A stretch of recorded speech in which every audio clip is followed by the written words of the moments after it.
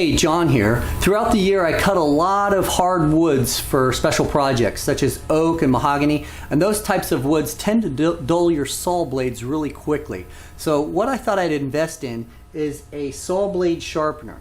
Now, saw blades themselves run anywhere from $30 to $40 each time you purchase one, and the saw blade sharpener can be in the high range of about $400 all the way down to about $60. So what I did, in case this doesn't work for me, I bought one at about the $100 range. It's a Chicago Electric, and I'm going to do a review on this to see if it's worth the investment. So let's take this out of the box and see if it can do the job. This item is heavy but well packed. There seems to be only a few pieces that need to be attached. So first grab the pivot handle, then attach the spark shield.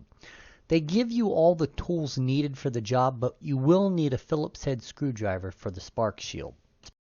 Okay, that was a pretty simple installation. The diamond blade was already installed, and they also include a 4-inch emery blade in the box.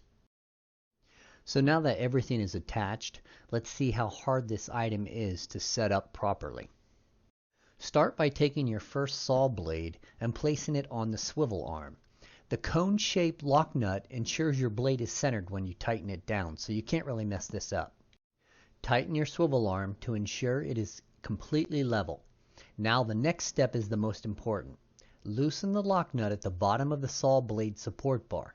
Then turn counterclockwise until the support bar is firmly up against the saw blade. Pay close attention that you're not lifting the saw blade out of its horizontal alignment. Put yourself in a good position to see this action.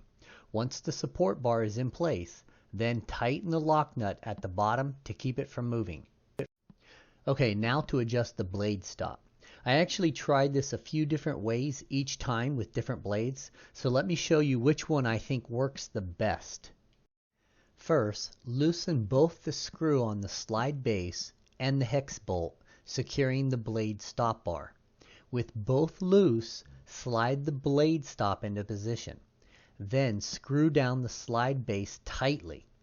Once it is secure, then with a little bit of force, turn the blade stop bar until the release lever is making solid contact with a tooth on the blade. Then, while applying pressure, lock the hex bolt to secure the stop bar and release lever into place. Before you begin, grab a Sharpie and mark the tooth you are beginning on. They will all start to look alike if you don't. Now simply plug it in and turn it on. Pull the handle to bring the sharpening blade into contact with the saw blade tooth, and then repeat the process by continuing to spin the blade.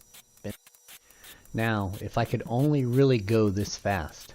But this was an 80-tooth miter saw blade, and I did not want to bore you with watching all of this, so you get the hint.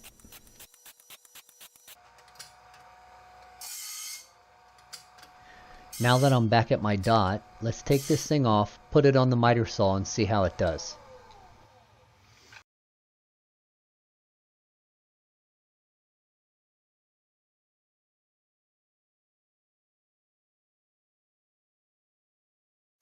Okay, for my test piece, I will cut a piece of hardwood flooring. Without tape or adjusting the faceplate, I got a beautiful, very smooth cut without any splintering.